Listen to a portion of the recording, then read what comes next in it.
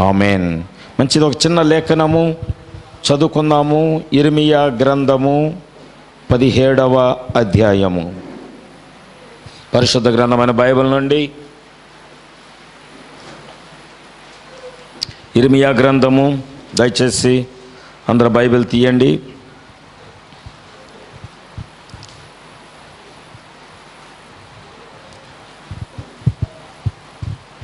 అందరు తీశారండి. 641వ. బయట ఉన్నవారు కూడా వాక్యాన్ని ఆలకించండి. లేఖనం చదివేటప్పుడు ఇర్మియా గ్రంథము 17వ అధ్యాయము మొదటి 2 వచనాలు. మన మధ్య సహోదరుడు గాంధీ ఉన్నాడు. లేఖనాన్ని చదువుతుండగా మనందరము కూడా వాక్యాన్ని ఆలకిద్దాం.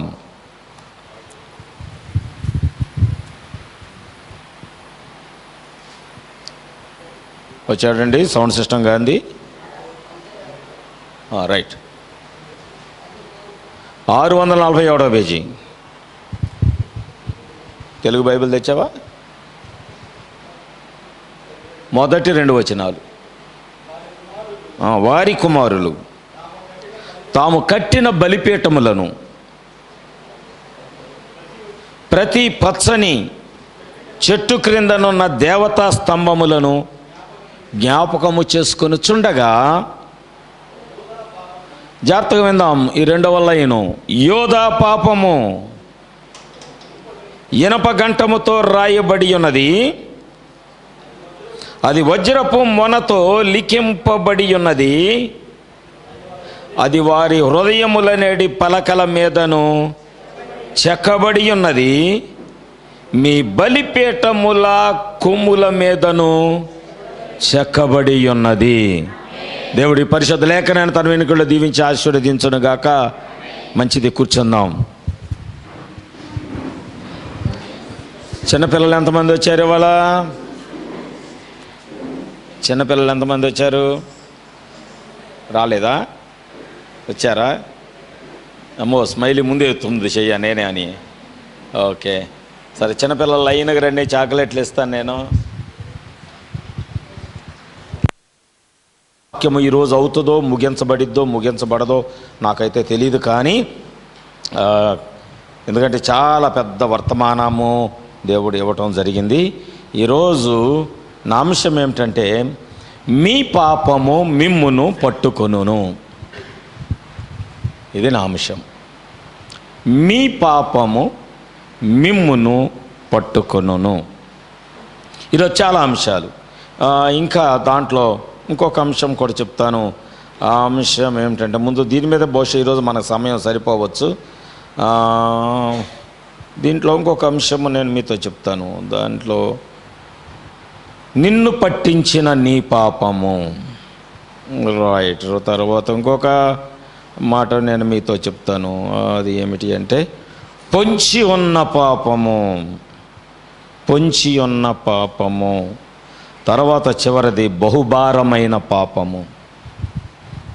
ఈ అంశాల ద్వారా దేవుడు మనతో మాట్లాడబోతున్నాడు కనుక ఒక్కొక్క సబ్జెక్టు ఒక్కొక్క రీతిగా దేవుడు మనతో మాట్లాడబోతున్నప్పుడు ఈరోజు మనల్ని పట్టుకునే పాపం ఏమిటో దాని గురించి ఈరోజు లేఖనముల ద్వారా మనం చూద్దాం. సమయం 10:25 అవుతుంది.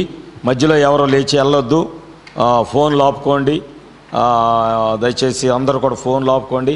మధ్యలో ఫోన్ వచ్చింది బయటికి వెళ్ళాను అనే మాట వస్తే మాత్రం అది క్షమించరాని నేరము, అది గుర్తుపెట్టుకోండి. తర్వాత ఆదివారాలు ప్రార్థన మానొద్దు.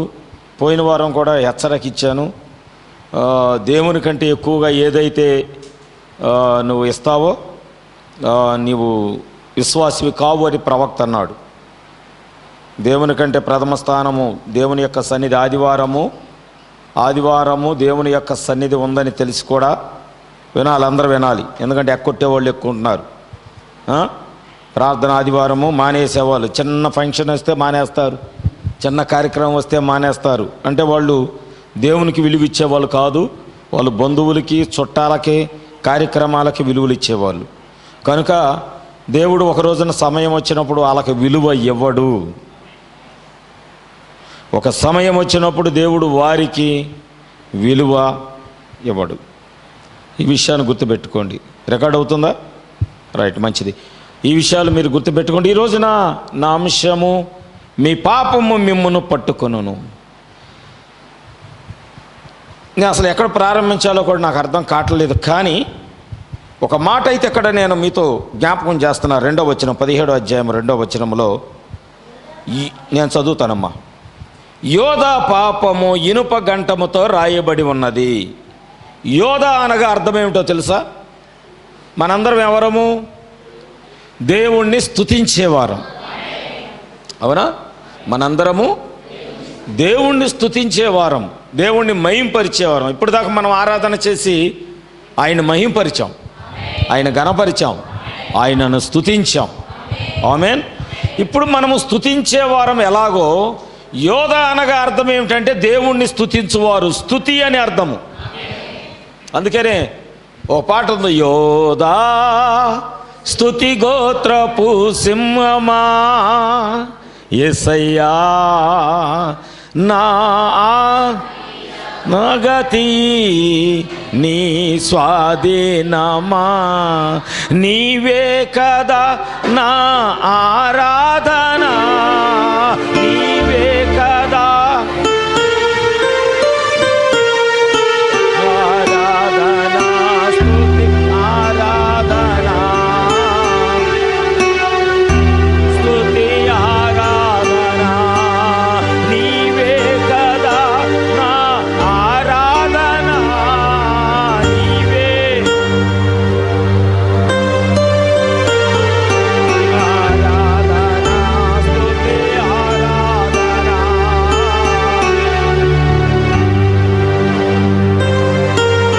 హల్లెలూయా. యోధ అనగా స్తుతి. ఏంటండి? స్తుతి. స్తుతించువారు చేయు పాపము. దేవుడు ఎప్పుడు బయట వాళ్ళ గురించి ఎప్పుడు మాట్లాడడం, అదే గుర్తుపెట్టుకోవాలి. ఇప్పుడు మన ఇంట్లో చిన్న తప్పు కనబడితే మన ఇంట్లో మనం డిస్కషన్ చేసుకుంటాం. మన పిల్లల్లో కానీ, యజమానుల్లో కానీ, యజమానురాల్లో కానీ, కుటుంబంలో కానీ ఒక చిన్న శోధన, చిన్న సమస్య వస్తే ఎక్కువ దాని గురించే మనం చర్చించుకుంటాము. సాయంత్రం అయిన తర్వాత కూడా మరలా దాని గురించి ఆలోచన చేస్తాము. రెండో రోజు కూడా మరలా ఏంటి తీరిందా లేదా అని ఆలోచన చేస్తాం. బయట ఏదైనా చిన్న గొడవ జరిగింది అనుకోండి, విని వదిలేస్తాం. దాని గురించి ఇంట్లో పెద్ద డిస్కషన్ ఏం పెట్టాం. అవునా? దేవుడు కూడా దేవుని సన్నిధికి రాని వారి గురించి పెద్దగా ఆలోచన చేయడం ఆయన. ఈ విషయాలు మీరు గుర్తుపెట్టుకోండి. ఆయన స్తుతించువారు, ఆయన సన్నిధికి వచ్చువారు, ఆయనను ఘనపరచువారు, ఆయనను మహిమపరచువారు చేయు పాపమంట దేంతో రాయబడుతుందో తెలుసా? ఇనప గంటముతో రాయబడి ఉన్నది. అది వజ్రపు మొనతో లిఖించబడి ఉన్నది. అది వారి హృదయం అనే పలకల మీద చెక్కబడి ఉన్నది. మీ బలిపీఠముల కొమ్ముల మీదను చెక్కబడి ఉన్నది. ఆమేన్. రాయబడిందంట, లిఖించబడిందంట, చెక్కబడిందంట. దేవునికి స్తోత్రాలు. హల్లెలూయా. నీ పాపము ఇనప గంటముతో రాయబడింది, వజ్రపు మొనతో లిఖించబడింది, హృదయం అనే పలక మీద చెక్కబడింది. ఆమేన్. హృదయం అనే పలక మీద చెక్కబడింది. అలాగే నీ బలిపీఠపు కొమ్ముల మీద కూడా నీ పాపము చెక్కబడి ఉంది. అంటే అసలు ఏ మార్గంలో కూడా తప్పించుకోవడానికి అసలు అవకాశము లేనే లేదు. ఈరోజు నేను పాపం యొక్క రుజువులు, నీ పాపం నిన్ను ఎలా పట్టించిద్దో దేవుడు మనతో మాట్లాడబోతున్నాడు. నీ పాపము నిన్ను ఎలా పట్టించబోతుంది. సంఖ్యాకాండము 32వ అధ్యాయము 32వ అధ్యాయము. పురుషుల్లో నుంచి ఎవరైనా స్పీడ్గా 13 నుంచి 23 వరకు ఎవరైనా చదవగలుగుతారా? 32వ అధ్యాయం. మన సంఘంలో పురుషులు స్పీడ్గా అందుకున్న వాళ్ళు లేరు. వాక్యాన్ని మన వర్తమాన సంఘాల్లో పురుషులు ఎక్కువ మంది బైబిల్ చదువుతారు, వాక్యం చదవమనగానే. సరే, స్త్రీలలో నుంచి ఎవరైనా చదవండి ఒకరు గట్టిగా 13 నుంచి 23 దాకా. సంఖ్యాకాండము 32వ అధ్యాయము. తీశారా బైబిల్? అప్పుడు యెహోవా కోపము ఇశ్రాయేలు మీద రగులు కొనగా యెహోవా దృష్టికి చెడుతనము నడిచిన రాడేమో చదువు.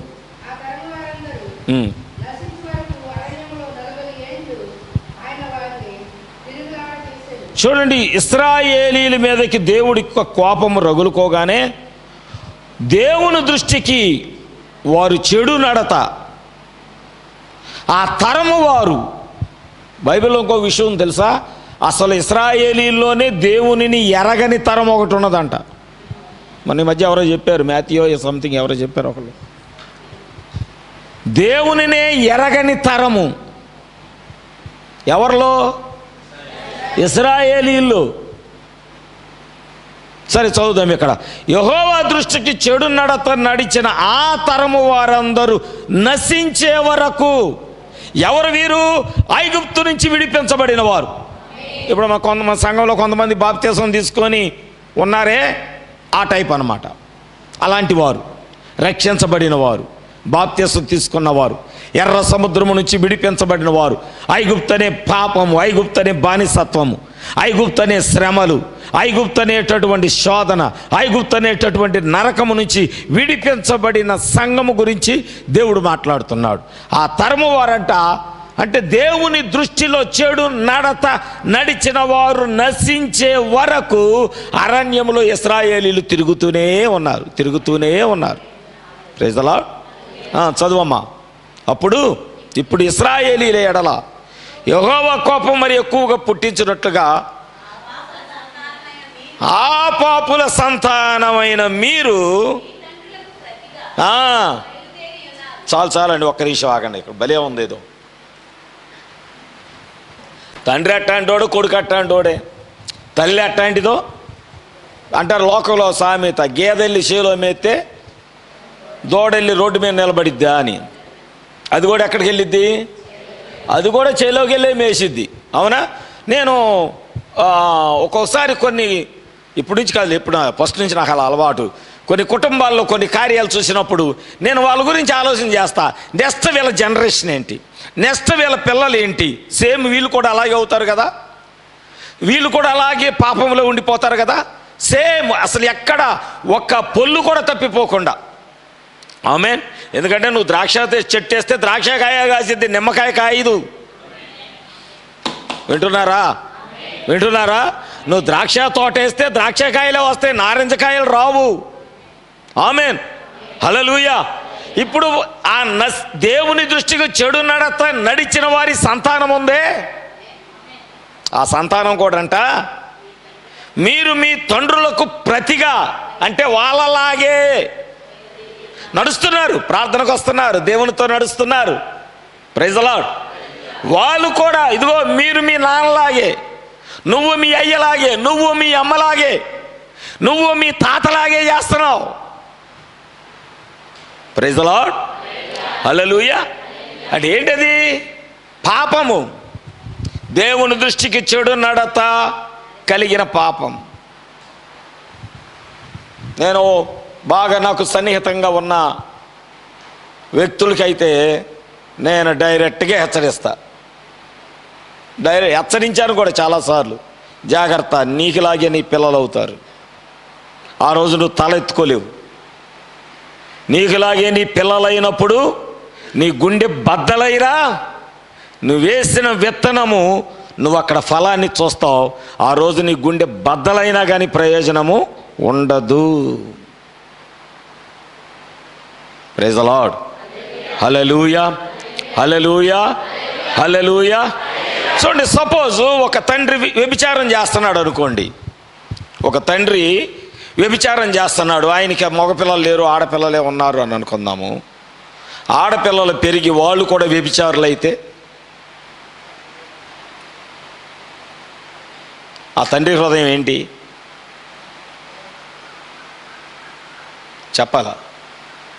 ఆ తండ్రి హృదయం ఏమిటి? అతను తన చెడుతనం మానేశాడు, బుద్ధి మార్చుకున్నాడు, మంచి మార్గంలో నడుస్తున్నాడు.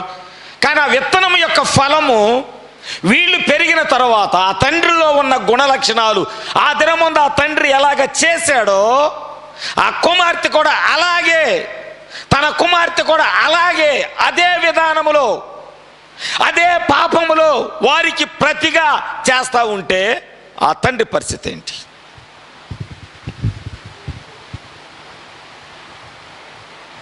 దేవుడు వాక్యంలో ఊరికే రాయిలా, మీ తండ్రులకు ప్రతిగా మీరు కూడా బయలుదేరారు, జాగ్రత్త. ఈరోజు అన్నీ హెచ్చరికలే. మీరు ఆయనను అనుసరింపక వెనకకు మళ్ళిన ఎడల ఆయన అరణ్యములో జనులను ఇంకా నిలవ చేయును. అట్లు మీరు అంటే ఎలాంటిది? అది మీరు పోవటమే కాదు, దేవుని దృష్టికి పాపమైన వారి గురించి నిజముగా దేవునితో నడిచేవారు, యెహోషువను వెంబడించేవారు ఉన్నప్పటికీ వీరి గురించి వాళ్ళు కూడా 40 సంవత్సరాలు అరణ్యంలోనే ప్రయాణం చేయాల్సి వచ్చింది. ఆమేన్. అరణ్యములో దేవుడు వారిని భూమి నెరలిచ్చింది, లోపలికి వెళ్ళిపోయారు, చనిపోయారు. నేను అందుకే చెప్తాను, రోజులు బాగాలేదు. నేను ఏమైంది చూశారుగా, నిమిషానికి ఎన్ని సెకండ్లు? నిమిషానికి ఎన్ని సెకండ్లు ఎవరికైనా తెలుసా? 60 సెకండ్లు. నిన్న హిమాచల్ ప్రదేశ్ సంథింగ్ ఎక్కడో 40 సెకండ్లలో ఒక ఊరు నాశనం అయ్యింది. ఎన్ని సెకండ్లో? అంటే నిమిషము కూడా పట్టలా, నిమిషము కూడా పట్టలా. ఒక నిమిషం అంటే ఎంతసేపు అండి? 60 సెకండ్లు అంటే నిమిషంలే. నిమిషము కూడా పట్టలా. ఊరు ఒక్కసారిగా కొండ ప్రాంతం అది, ఒక్కసారి పైనుంచి మంచు, బురద, మట్టి, దుమ్ము ఒక్కసారి కొండ మీద నుంచి వచ్చి ఆ ఊరి మీద అలా వాలిపోయింది. ఊరు మొత్తం ఆ దెబ్బ కింద ఉండిపోయింది. కొన్ని వందల మంది చనిపోయారు. తప్పించుకోవటానికి అవకాశం కూడా లేదు. నేను అదే చెప్తాను, అపాయము నీ కాళ్ళ కిందకు వచ్చేదాకా నీకు తెలియదు, ఉగ్రత నీ నెత్తి మీదకి వచ్చేదాకా కూడా నీకు తెలియదు. నువ్వు అనుకుంటావు ఇప్పుడంతా సంతోషంగా ఉంది, హ్యాపీగా ఉంది అనుకుంటున్నావు, కానీ నిన్ను బట్టి నీ కుటుంబము కూడా శిక్ష అనుభవించాల్సి వస్తుంది, నిన్ను బట్టి నీ బంధువులు శిక్ష అనుభవించాల్సి వస్తుంది, నిన్ను బట్టి తర్వాత వచ్చే తరము కూడా అదే పాపములో కంటిన్యూ అవ్వాల్సి వస్తుంది. రైట్, ఓకే, చదువుకుంటూ వెళ్దాం. ఇక్కడ మీరు ఆయన్ని అనుసరింపక, దేవుణ్ణి అంగీకరించకుండా, దేవుణ్ణి వెంబడించకుండా మీరు మళ్ళితే, ఆ వెనకకు మళ్ళిన ఎడల అంటే దేవుని వైపు తిరగకుండా మరలా మీ పాపం వైపు మీరు తిరిగితే గనక ఈ అరణ్యములో జనులను ఇంకా నిలవ చేయును. అట్లా మీరు ఈ నీ గురించి సమస్తము నశించిపోతుంది. అందుకు వారు అతని యొద్దకు వచ్చి మందల కొరకు దొడ్లను పురములను కట్టుకొందుము. దేవుడు అందుకొరకే నిన్ను విడిపించింది. జాగ్రత్తగా విందాం. అక్కడ నాకు ఏదో గుర్తు వస్తుంది. దేవుడు లోతును విడిపించన్నాడు. జాగ్రత్తగా లోతు కుటుంబాన్ని బయటికి తీసుకొచ్చి, నేను చూపించుచున్న ఆ పర్వతం యొద్దకు వెళ్ళు, నువ్వు అక్కడ క్షేమంగా ఉంటావు, నువ్వు అక్కడికి చేరే వరకు నేను నాశనము చెయ్యను. దేవుడు లోతు కుటుంబము కొరకు తెరిచిన ఒక శ్రేష్టమైన మార్గం. ఆమేన్. దేవుడు నిన్ను బయటికి విడిపించింది ఆయన చూపిన మార్గములో నిన్ను నడవటానికి, కానీ నువ్వెన్నుకున్న మార్గములో నడవటానికి కాదు నిన్ను విడిపించింది. ఇంకోసారి చెప్పమంటారా మాట? నాశనము నుంచి నిన్ను విడిపించింది, ఉగ్రత నుంచి నిన్ను విడిపించింది, ఆయన రక్తములో నీ పాపాలు కడిగింది, ఆయన చూపిన మార్గములో నువ్వు వెళ్ళాలని. కానీ ప్రభా లేదు, ఇది ఈ దగ్గరలో చిన్న ఊరు కనబడుతుంది, ఈ మార్గం సులువుగా కనబడుతుంది, అయ్యగారు పొద్దున్నే రాలేకపోతున్నా, మధ్యాహ్నం 2 గంటలకు ఇంకొక ఆరాధన పెట్టండి, పొద్దున్నే వారం అంతా నిద్రపోతారు, ఆదివారం మొత్తం 9 లేగుతారు, మిగిలిన రోజులు ఏంటో 6 గంటలకే లేగుతారు, ఆదివారం రోజే ఆలస్యంగా లేగుస్తారు. దేవుని సన్నిధికి రావడానికి పోయిన వారం కూడా చెప్పా, అద్దం దగ్గర 1 గంట.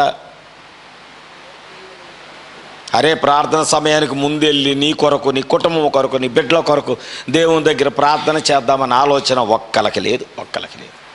ఎలా కట్టుకుంటావు నీ కుటుంబాన్ని? నిన్న శుక్రవారం నందిగంలో చెప్పా, నీ ఇంటిని నువ్వు చక్కదిద్దుకో.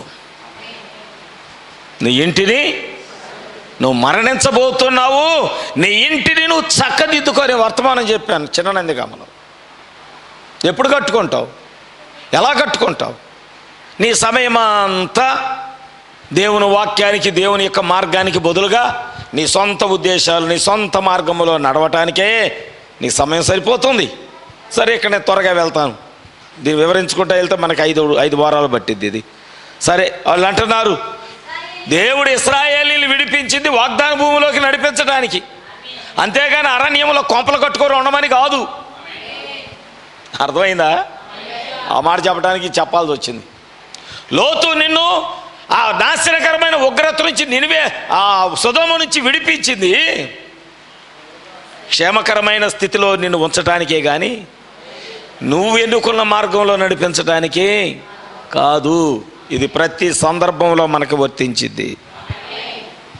ప్రతి సందర్భంలో ఈ మాట మనకు వర్తించిద్ది.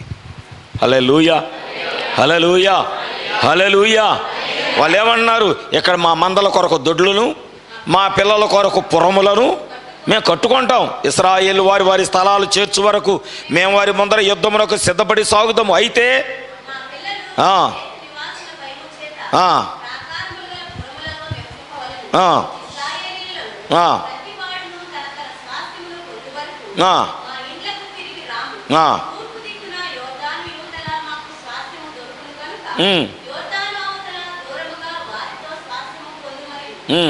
పొందమనిరి.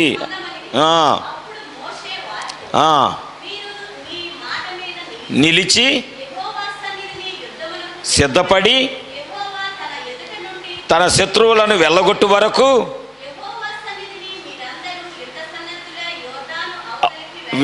వెళ్ళిన ఎడలా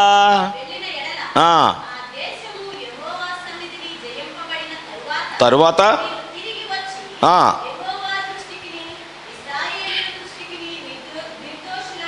ముందురు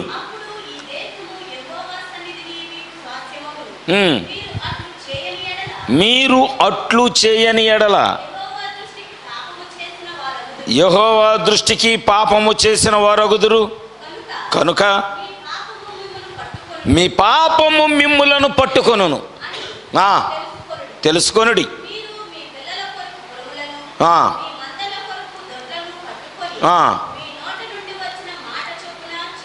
చెయ్యుడని నేను. చాలండి. దేవుని యొక్క సన్నిధిలో 22వ వచనము, ఆ దేశము యెహోవా సన్నిధిని జయింపబడిన తరువాత మీరు తిరిగి వచ్చి యెహోవా దృష్టికి, ఇశ్రాయేలీల దృష్టికి నిర్దోషులయ్యుందురు. అప్పుడు ఈ దేశము యెహోవా సన్నిధిని మీకు స్వాస్థ్యమగును. మీరు అట్లు చేయని ఎడలా. వాళ్ళు ఏమంటున్నారంటే, యోర్దాను మేము దాటం, యోర్దాను అవతలకి మేము వెళ్ళాం. దేవుడు మనల్ని విడిపించిందే యోర్దాను దాటటానికి. యోర్దాను అంటే ఏంటి? మరణాన్ని జయించటానికే దేవుడు మనల్ని విడిపించాడు. ఆమేన్. కానీ మనమేమంటున్నాం? లేదు ప్రభువా, మరణానికి అవతలే మేము ఇల్లు కట్టుకుంటాం, మరణానికి అవతలే మా పిల్లలకి స్వాస్థ్యం కట్టుకుంటాం, మా కుటుంబాలకు చుట్టూత ప్రహరీ ఏర్పాటు చేసుకుంటాం. దేవుడు ప్రహరీలు, స్థిరమైన కట్టడాల్లో ఉండటానికే ఇశ్రాయేలుని విడిపించింది కాదు. అది మోయాబీల పని. స్థిరమైన నివాసాలు ఏర్పాటు చేసుకునేది సంఘశాఖల పని. హల్లెలూయా. ఎందుకంటే వారు ఒక సిద్ధాంతం దగ్గర ఆగిపోతారు, వారు ఒక ఆచారం దగ్గర ఆగిపోతారు, వారి కట్టుబాట్ల దగ్గర ఆగిపోతారు. వాక్యముతో వాళ్ళు నడవలేరు. ఆమేన్. వాక్యముతో వాళ్ళు ప్రయాణం చేయలేరు. కానీ ఇశ్రాయేలీలను దేవుడు ఎందుకు విడిపించాడంటే వాగ్దాన భూమిలోకి చేరు వరకు. అందుకే అబ్రహాము ఎక్కడ ఇల్లు కట్టుకోవాలా? గుడారాలు తప్ప. అబ్రహాము సంతానం ఎక్కడ స్థిరమైన ఇల్లులు కట్టుకోవాలా? గుడారాలు తప్ప. ఆమేన్. గమనిస్తున్నారా? హల్లెలూయా. అంటే ఏంటి? దేవునితో నిత్యము ప్రయాణం చేస్తూనే ఉండాలి. ఆమేన్. రైట్. ఇక్కడ ప్రవక్త ఒక మాట మాట్లాడాడు, దాన్ని నేను మీకు తెలియచేయాలనుకుంటున్నాను. ఏమంటున్నాడంటే ఆయన ప్రవక్త ఒక వర్తమానంలో,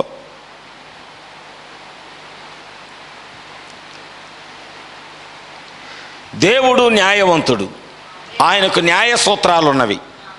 ఆ శాసనములు విచ్ఛిన్నమైనప్పుడు, ఏ శాసనమైనా కానీ అతిక్రమించబడినప్పుడు శిక్ష విధింపబడనిచో అది ధర్మసూత్రము కాదు. ఎక్కడో ఒక చోట దానికి జరిమానా చెల్లించకుండా నువ్వు దేవుని యొక్క న్యాయ సూత్రమును ఉల్లంఘించలేవు. తప్పక నువ్వు అది చేయవలెను. బైబిల్ ఇట్లు చెప్పుచున్నది, నీ పాపములు నిన్ను పట్టుకొనునని నిశ్చయముగా తెలుసుకొనుము. పాపం అంటే ఏమిటి? ఒక్క క్షణం ఇక్కడ నిలబడదాం. సిగరెట్లు తాగటం పాపము అని చాలామంది అనుకుంటారు. అబద్ధం ఆడటం పాపమని చాలామంది అనుకుంటారు. వ్యభిచారం చేయటం పాపమని చాలామంది అనుకుంటారు. ప్రవక్త ఏమన్నాడంటే, పాపము యొక్క లక్షణం, పాపం అంటే ఏంటి? అవిశ్వాసము. ఆమేన్. అంటే అవిశ్వాసము నీలో ఉంటే దేవునికి భయపడవు, వాక్యానికి భయపడవు, హెచ్చరికగా భయపడవు, నీ ఇష్టం వచ్చినట్లు నువ్వు జీవిస్తావు. ఈ అవిశ్వాసం యొక్క లక్షణమే పాపము. పాపము యొక్క లక్షణాలే ఈ చెడ్డ క్రియలు. ఆమేన్. హల్లెలూయా. ఇక్కడ ప్రవక్త ఉన్నాడే, రెండు ఉన్నాయి. అవేంటంటే, నీవు విశ్వాసిగా లేదా అవిశ్వాసిగా ఉంటావు. జీవిస్తే విశ్వాసిగానైనా జీవిస్తావు, లేకపోతే అవిశ్వాసిగానైనా జీవిస్తావు. నీవు విశ్వాసమైతే ఈ పనులు చెయ్యవు. ఏ పనులు? పాపపు పనులు. ఆమేన్. నువ్వు చేయిస్తున్నతో నీవు అవి చేయించున్నచో ఎట్టి విధముగా విశ్వాసం కలిగి ఉన్నావు నిన్ను నువ్వు పరిశీలన చేసుకో. నువ్వు పాపం చేస్తున్నావంటే, నువ్వు తప్పు చేస్తున్నావంటే, నువ్వు ఎలాంటి విశ్వాసం నువ్వు కలిగి ఉన్నావు నిన్ను నువ్వు పరిశీలన చేసుకోవచ్చు. ప్రవక్త అన్నాడు, విశ్వాసం అయితే నువ్వు చెయ్యవు, అవిశ్వాసం అయితేనే నువ్వు పాపం చేస్తావు. దేవుని స్తోత్రములు. అవిశ్వాసులు అంటే దేవుని ప్రేమ ఉండదంట. Praise the lord. దేవుని ప్రేమ ఉంటే నీలో ఒప్పుదల వస్తుందంట. ప్రభువా, నేను తప్పు చేశాను, నేను పాపం చేశాను, నేను నీ సన్నిధిలో సరైన స్థితిలో నేను జీవించలేకపోతున్నాను అని నిన్ను నువ్వు ఒప్పుకుంటావంట. ఒకవేళ ఒప్పుకోకుండా చనిపోయినా తీర్పు దినమునైనా నీ పాపం నిన్ను పట్టించిద్దంట. ఆమె ఎప్పుడు? తీర్పు దినమునైనా. మనము అవిశ్వాసులుగా ఉండటానికి కాదు దేవుడు మనల్ని రక్షించింది, మన కొరకు ప్రాణం పెట్టింది. అవిశ్వాసులుగా ఉండటానికి కాదు. మనము రాయబడిన పత్రికలమని అపోస్తుడైన పౌలు చెప్పుచున్నాడు. ఆమేన్. మనం వాక్యమై ఉండాలని దేవుడు కోరుకుంటున్నాడు. ఆమేన్. మనం పరిశుద్ధులై ఉండాలని పౌలు చెబుతున్నాడు. రెండవది, దేవుడు యోహాను సువార్తలో, యోహాను పత్రికలో చెబుతున్నాడు, ఈ లోకమునైనను లోకములో ఉన్న వాటినైనా మీరు ప్రేమించొద్దు. ఎవడైనా లోకాన్ని ప్రేమిస్తే తండ్రి ప్రేమ వాడిలో ఉండదు. ఆమేన్. Praise the lord. నువ్వు నమ్మకపోవటమే పాపం అంట. నీవు నమ్మకపోవటమే పాపము. అవిశ్వాసికంట ఇదివరకే శిక్ష విధించబడిందంట. అమ్మా, ఈ మాట వినండి. అవిశ్వాసం అంటే ఇప్పుడే చెప్పుకున్నా. అవిశ్వాసం అంటే ఎవరు? ఈ పాపాలు చేసే వాళ్ళందరూ అవిశ్వాసులే. ఆల్రెడీ వాళ్ళకి శిక్ష విధించబడింది. యోహాను 8:44లో, మీరు మీ తండ్రి యొక్క అపవాది సంబంధులు, మీ తండ్రి దురాశల నెరవేర్చుకోరుచున్నారు. ఆది నుండి వాడు నరహంతకుడయ్యుండి సత్యమందు నిలిచిన వాడు కాదు, వాని యందు సత్యమే లేదు. వాడు అబద్ధం ఆడినప్పుడు తన స్వభావాన్ని అనుసరించి మాట్లాడతాడు. అబ్బా, కొంతమంది అబద్ధం ఆడితే అసలు ఫెవికాల్దైనా ఊడిద్దేమో కానీ ఫెవికాలు చలవ అయితే ఓడగొట్టేస్తాడు. ఫెవికాలు అది ఫెవికిక్. చలమయ్య ఇది రావట్లేదు, ఓడదీయంటే ఓడదీసేస్తాడు. అబద్ధం ఆడితే ఫెవికిక్ కూడా చాలదండి. నాగార్జున సిమెంట్తో గోడ కట్టినట్టే, అంత స్ట్రాంగ్ అబద్ధం ఆడితే. మా ఆయన ఎవరో పాస్టర్ గారు చెప్తున్నారు, ఆడవాళ్ళు అబద్ధాలు ఆడితేనంట, ఆడవాళ్ళు అబద్ధం ఆడితే నాగార్జున సిమెంట్తో గోడ కట్టినట్టేనంట. మగవాడు అబద్ధం ఆడితే తడికి లాంటిదంట, ఊరికే పడిపోద్ది, ఊరికే దొరికిపోతాడు. ఏ పుల్ల పీకినా తడి ఊడిపోతాయి.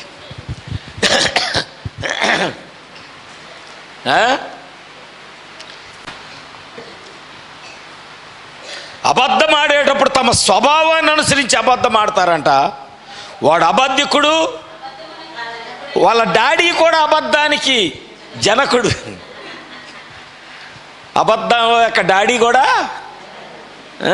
వాడు పెద్ద అబద్ధికుడు. ఎవడాడు?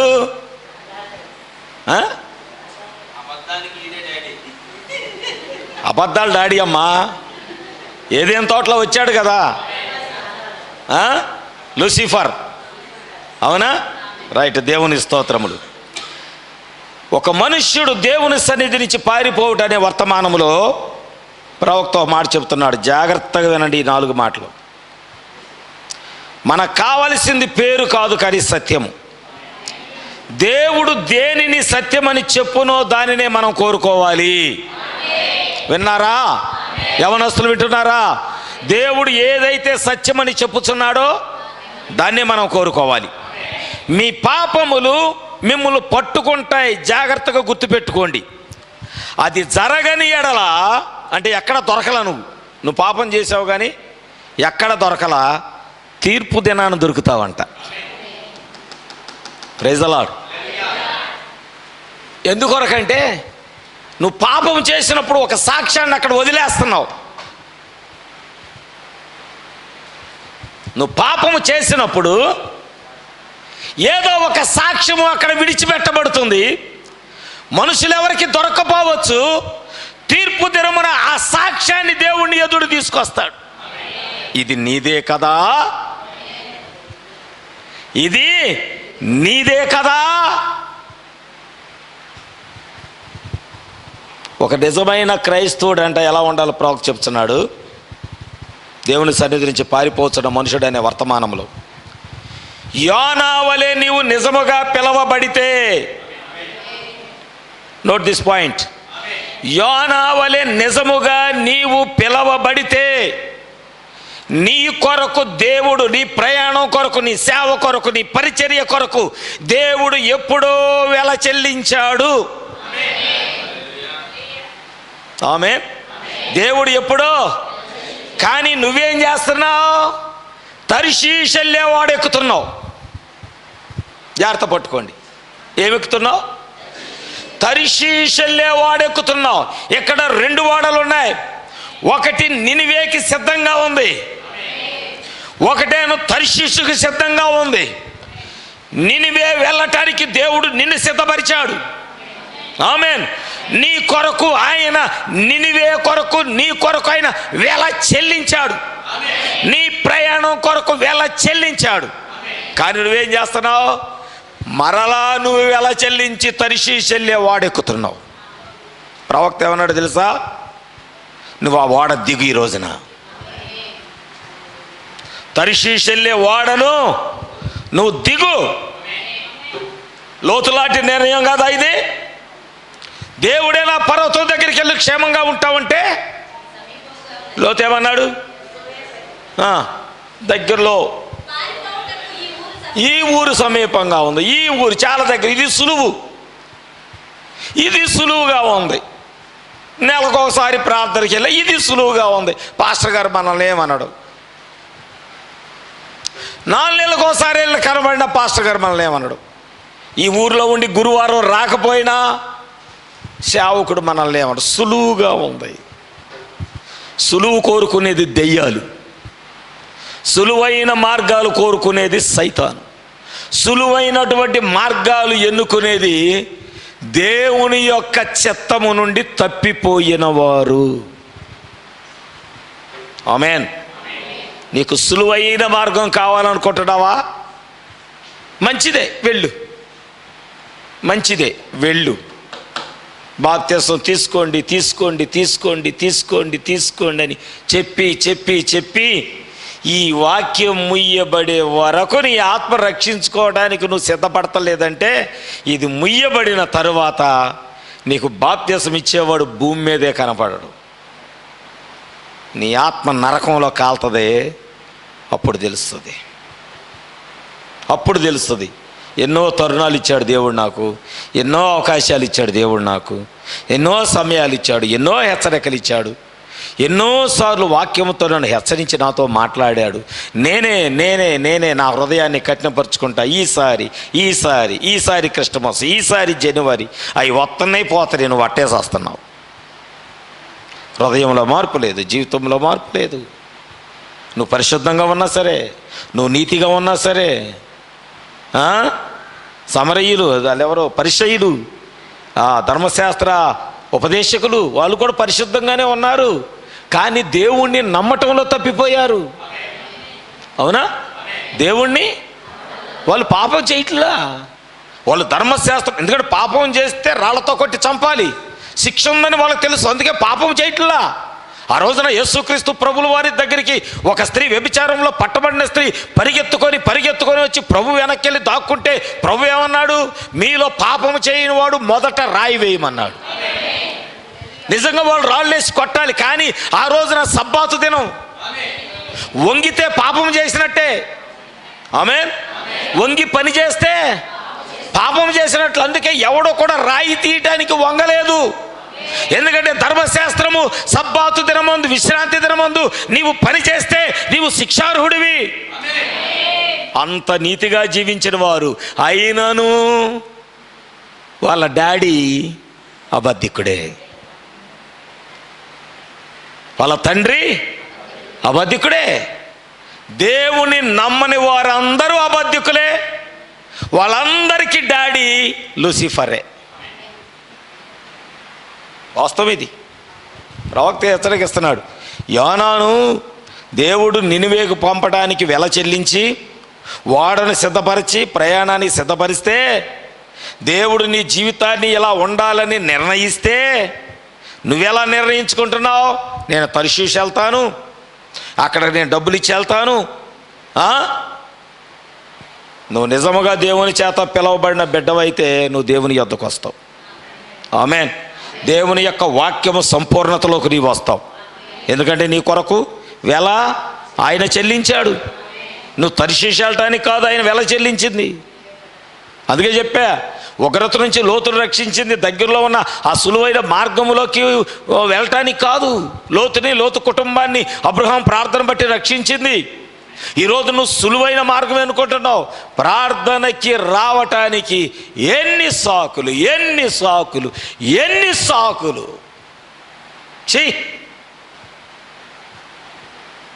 విశ్వాసులుగా బ్రతకండి, విశ్వాసులుగా బ్రతకండి. నీకు అవసరం లేదా? రక్షణ విడిచిపెట్టే. నాకు రక్షణ వద్దు, నాకు యేసయ్య రక్తం వద్దు, విడిచిపెట్టే. ఎందుకు ఈ వేషధారణ బ్రతుకు? ప్రవక్త అన్నాడు, నీ వెల ఎక్కడికి చెల్లించబడింది? నినివే కొరకు. ఈ రోజున మనకి వెల ఎక్కడికి చెల్లించబడింది? నిత్యత్వం వెళ్ళటానికి. నిత్యత్వం ప్రయాణం కొరకు దేవుడు మన కొరకు వెల చెల్లించాడు. కానీ మనం ఏమనుకుంటున్నాం? గుడి వరకు వెళ్తే చాలు, నిత్యత్వం దాకా మాకు అవసరం లేదయ్యా, ఇది సులువుగా ఉంది. పరలోకం వెళ్ళటం అయితే కష్టం, కానీ ఇక్కడ సులువుగా ఉండటాన్ని బట్టి ఏమవుతుంది? అక్కడే నీ సుఖం దొరుకుతుంది అనుకుంటున్నావా? లేదు.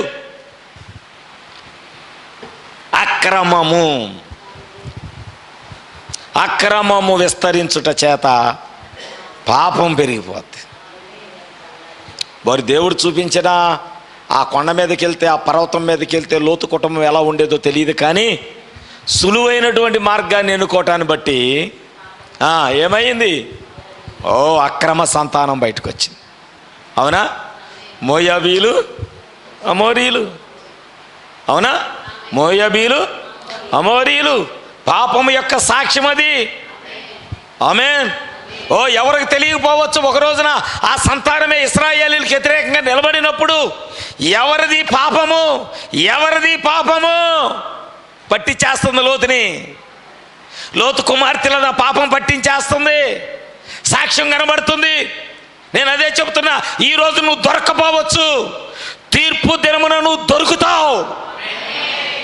నిన్ను ఎత్తి అగ్నిగుండంలో పడేపిస్తాడు దేవుడు. నిన్ను రక్షించేవాడే లేడు, కాపాడేవాడే లేడు. ఈరోజు నువ్వు దొరకపోవచ్చు. ప్రవక్త అన్నాడు, నువ్వు ముందుగా నిర్ణయించబడ్డావు, ఇప్పుడే ఆ ఓడ దారిలో ప్రయాణం చేయడానికి సిద్ధంగా ఉంది, నువ్వు అందులో ప్రవేశించు, అది మాత్రమే నువ్వు చెయ్యాలి. ఒకవేళ యోనాలాగా ఉంటే నీ జీవితంలోనే నీకు సమాధానం ఉండదంట. ఏమైంది? తర్షీషు వాడెక్కితే ఏమైనా సమాధానం దొరికిందా? యోనాకి గందరగోళం. ఎత్తి సముద్రంలో పడవేయబడ్డాడు, అడుగు భాగంలోకి వెళ్ళిపోయాడు, చీకటిలోకి, లోయలోకి, సముద్రపు అగాధములోకి వెళ్ళిపోయాడు. అవునా? ఎలాంటి ప్రయాణం నువ్వు కోరుకుంటున్నావు? అదే నినివే పట్టణం వెళ్ళే ఓడెక్కితే ఎన్ని వచ్చాయా? రావు. నేను మీకు ఇక్కడికి వస్తున్నాను, మనం చదువుకున్న లేఖనం దగ్గరికి వస్తున్న. యోధా పాపము ఇనుప గంటముతో రాయబడి ఉంది, అది వజ్రపు మనతో లిఖించబడి ఉన్నది. ఇక్కడ కొద్ది స్టోరీ చెప్పాలి, ఇది మీకు కొత్తగా ఉంటుంది కానీ తప్పదు, వినాలి. వాక్యములో ఉన్నది కాబట్టి మీరు వినాలి. పాపము యొక్క రుజువు నిన్ను పట్టించిద్ది అని చెప్పడానికి. నువ్వు చేసిన పాపము యొక్క రుజువు నిన్ను ఒక రోజున పట్టించిద్ది. ఆదికాండం 38వ అధ్యాయంలోకి వెళ్దాం. ఈ అధ్యాయం మొత్తం చెప్పాలి, నేను చెప్పిన తర్వాతే ఇంటికి వెళ్దాం, కానీ స్పీడ్గా చెప్తా. ఇక్కడ యోధా అని ఒక అతను ఉన్నాడు, యాకోబు సంతానములో నుంచి వచ్చినటువంటి 12 గోత్రాలు ఉన్నాయి కదా. యోధా అనగా ఫస్టే చెప్పుకున్నాం ఏంటిది? స్తుతి, దేవుణ్ణి స్తుతించువారు. ఆమెన్. మరి యోధాకి 3 కొడుకులు. ఆమెన్. యోధాకి 3 కొడుకులు ఉన్నారు. సరే, ఇక్కడ ఏమనుందంటే, ఆ కాలమందు యోధా తన సహోదరులను విడిచి హెరాను అదుల్లామీయుని యొద్ద ఉండుటకు వెళ్ళాను. అక్కడ షూయ అను ఒక కనానీయుని కుమార్తెను యోధా చూసి ఆమెను తీసుకొని ఆమెతో పోయాను. ఆమె గర్భవతి కుమారుని గనక అతడు వానికి ఏరు అను పేరు పెట్టాను. ఆమె మరలా గర్భవతి కుమారుని కని అతనికి ఓనా అను పేరు పెట్టాను. మరలా ఆమె గర్భవతి కుమారుడు కని షేల అని పేరు పెట్టాను. ఆమె వీని కనినప్పుడు అతడు కజీబులో నుండెను. ఇవన్నీ మన Muslim countries, Dubai, Kuwait, Arab countries, ఇవన్నీ కూడా. ఇప్పుడు యోధాకు 3 సంతానం. ఒకడు ఏరు, ఇంకొకడు వాన, ఇంకొకడు శల. ఇప్పుడు ఏరు అనేవాడికి వివాహమైంది. ఎవరితో వివాహమైందో తెలుసా? తామారుతో వివాహమయ్యింది. జాగ్రత్తగా వినండి పాయింట్లు. మీరు బైబిల్ చూడకపోయినా నేను చకచక చదువుతా, నేను మీకు చెప్తాను. ఈ తామారు అనేటటువంటి ఆ స్త్రీని తన జ్యేష్ఠ కుమారుడైన ఏరుకి వివాహం ఇచ్చి చేశాడు. రైట్, మంచిది. అయితే ఈ ఏరు అనేవాడు దేవుని దృష్టిలో చెడ్డవాడు. అమ్మా వినండి. స్తుతించు వారి కుటుంబములో నుంచి ఒక చెడ్డవాడు పుట్టాడు. దేవుని దృష్టికి చెడ్డవాడయ్యాడు. పెళ్ళయిన తర్వాత దేవుడు వాడిని లేపేశాడు. వాడు లేపేగానే యోధా అనుకున్నాడు, తన 2వ కుమారుని పిలిచి, అరే నీ అన్న చనిపోయాడు కనుక నీ వదిన దగ్గరికి వెళ్ళి నీవు నీ అన్న ధర్మాన్ని నువ్వు పాటించు, అంటే నువ్వు దానితో కాపురం చేయి, మనకు ఒక వారసుడు కావాలి కాబట్టి దానితో కాపురం చేయి అన్నాడు. ఈ వాన అనేవాడు వెళ్ళాడు, తామారు దగ్గరికి వెళ్ళాడు. వాడు ఆమెను కలిసిన తర్వాత ఏమైందంటే అక్కడ కూడా వాడు ఒక పాపం చేశాడు. అది భయంకరమైన పాపం. ఆ పాపం చేసినప్పుడు దేవుడు అతను కూడా తీసేశాడు. Praise the lord. Amen, hallelujah. ఈ మూడో వాడు ఉన్నాడు, వాడి పేరేంటి? శల. వీడు చిన్నోడు. వీడికిచ్చి పెళ్లి చేద్దామంటే అది పెద్దదైపోయింది. తామారు పెద్దదైపోయింది. జాగ్రత్తగా వినండి, చిన్న పాయింటే కానీ పెద్ద స్టోరీ. ఇప్పుడు జరిగింది ఏమిటో తెలుసా? సరే, చాలా రోజులు అయిపోయిన తర్వాత షూయా కుమార్తె అయిన యోధ భార్య కూడా చచ్చిపోయింది. ఇద్దరు కొడుకులు చచ్చిపోయారు, ముగ్గురు కొడుకులు చచ్చిపోయారు. యోధ భార్య కూడా చనిపోయింది. ఇప్పుడు యోధ ఏం చేశాడంటే దుఃఖ నివారణ పొంది అదిల్లమీయుడైనటువంటి హేరాను తన స్నేహితునితో తిమ్నాతునకు తన గొర్రెల బొచ్చు కత్తిరించు వాని యొద్దకు వెళ్ళాడు. దాని మామ తన గొర్రెల బొచ్చు కత్తిరించుటకు తిమ్నానుకు వెళ్ళుచున్నాడని తామారుకు తెలపబడింది. జాగ్రత్త, కోడలకు తెలిసింది మా మామ వేరే ఊరు వెళ్తున్నాడని. ఈ తామారు ఏం చేసిందంటే అతనికంటే ముందుగా ఆ స్థలంలోకి వెళ్ళింది. వెళ్ళి తన యొక్క విధవరాల యొక్క వస్త్రాలు తీసేసి మామూలు వస్త్రాలు ధరించి ముసుకేసుకొని ఉంది. యోధ వెళతా ఆమెను చూశాడు. చూడగానే అతని హృదయంలో పాపము చేయాలని కోరిక కలిగింది. అనుకున్నాడు, ఇది వేశ్య, ఈ వేశ్యతో నేను పాపం చేయాలి అని అనుకున్నాడు. ఎవడో ఇడు? యోధ. Praise the Lord. దేవుణ్ణి స్తుతించే వారి హృదయములో కలిగేటటువంటి చెడ్డ కోరికలు. Praise the Lord. వేశ్య అనుకొని ఆ మార్గమున ఆమె దగ్గరికి పోయాడు. ఆమె కోడలని తెలియదు 16వ వచనంలో. అందుకు ఆమె చూడండి, ఆమె దగ్గరికి ఆ మార్గమున ఆమె దగ్గరికి పోయి ఆమె తన కోడలని తెలియక నేను నీతో వస్తాను, నేను నీతో పోయేదనని రమ్మని చెప్తున్నాడు. అందుకు ఆమె అంటుంది, వేశ్య పని ఏంటి? డబ్బులు అడిగిద్ది. వేశ్య వృత్తి ఏంటి? డబ్బులే, ఎప్పుడు లాగటమే. ఇల్లు కొల్లయ్యేదాకా, బిల్డింగ్ అయినా సరే అది పాక అయ్యేదాకా లాగటమే దాని పనే అది. సరే అయితే ఓకే. ఇప్పుడు ఇక్కడ తామారు అంటుంది, నువ్వు నాకేమిస్తావు? నేను నీతో వస్తాను కానీ నువ్వు నాకే ఇస్తావు అనగానే వీడు అన్నాడు, నేను మందలో మేకపిల్లను కొట్టడానికి వెళ్తున్నాను కాబట్టి అది నేను నీకు ఇస్తాను అంటే, ఈ మంది ఆ మేకపిల్ల నాకు ఇచ్చేదాకా నీ దగ్గర ఏదైనా ఉందంటే నా దగ్గర తాకట్టు పెట్టెళ్ళు. తామారు అడుగుతుంది. చూడండి, వాక్యంలో అన్నీ స్పష్టంగా దేవుడు ఎంత చక్కగా రాసిపెట్టాడు. నువ్వు అది తెచ్చేదాకా ఏదన్నా ఇచ్చేళ్ళు ఇక్కడ. ప్రైజ్ ది లార్డ్ అన్నప్పుడు జాగ్రత్తగా వినండి, ఈ సంభాషణలన్నీ సహజంగా జరుగుతూనే ఉంటాయి. అప్పుడేమన్నా అంటే, నేను నీకేమి ఇవ్వాలి? నీ దగ్గర ఉన్న ముద్ర, యోధా గోత్రపు ముద్ర, తర్వాత దారము, నీ చేతి కర్ర. తనకున్న అధికారం అంతా వేషికిచ్చేశాడు. ఇచ్చేసాడు, ఆమెను కలిశాడు, ఊరెళ్ళిపోయాడు. ఈమె గర్భవతి అయ్యింది. Praise the Lord. ఆమె ఏం చేసింది? లేచింది, తన ముసుగు తీసేసుకుంది, మరలా విధవరాలు వస్త్రాలు వేసుకొని ఆమె వెళ్ళిపోయింది. కొన్ని రోజుల తర్వాత ఆమె గర్భవతి అయ్యింది.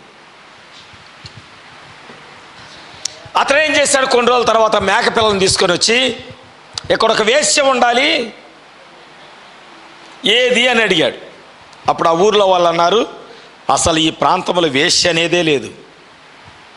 ఈ ప్రాంతంలో వేశ్య అనేదే లేదు అనగానే ఆశ్చర్యపోయాడు. అదేంటి, ఇక్కడ ఒక వేశ్య ఉండాలి? వాళ్ళు అన్నారు, అదుల ప్రాంతానికి చెందిన వాళ్ళు అన్నారు, ఇక్కడ వేశ్యలు లేరు, ఒక్క వేశ్య కూడా లేరు. ఆయన వెళ్ళిపోయిన తర్వాత యోధ ఆ స్త్రీ యొద్ద నుండి ఆ కుదువ రైట్ అయిపోయింది. 21వ వచనము, 22వ వచనం. కాబట్టి అతడు యోధ యొద్దకు తిరిగి వెళ్ళి, ఆమె నాకు కనబడలేదు, మరియు ఆ చోట మనుషులు ఇక్కడికి వేసే యువతే రాలేదని చెప్పినప్పుడు యోధ మనలను అపహాస్యము చేసేదరేమో, ఆమె వాటిని ఉంచుకొని, ఇదిగో నేను ఈ మేక పిల్లను పంపితిని, ఆమె నీకు కనబడలేదు అనేను.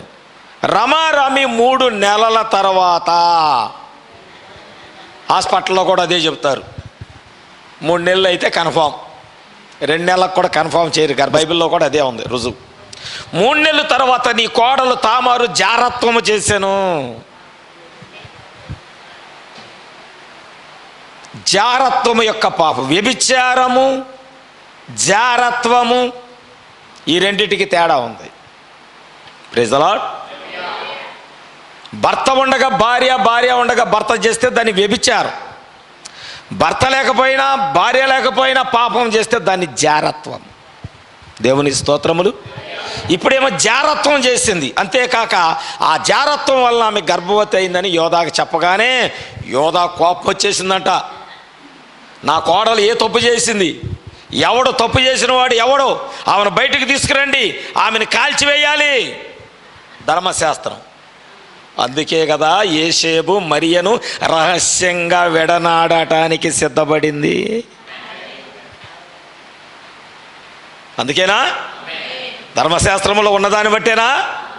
మరియ గర్భవతి అని తెలియగానే యోసేపు రహస్యంగా మరియను విడనాడటానికి.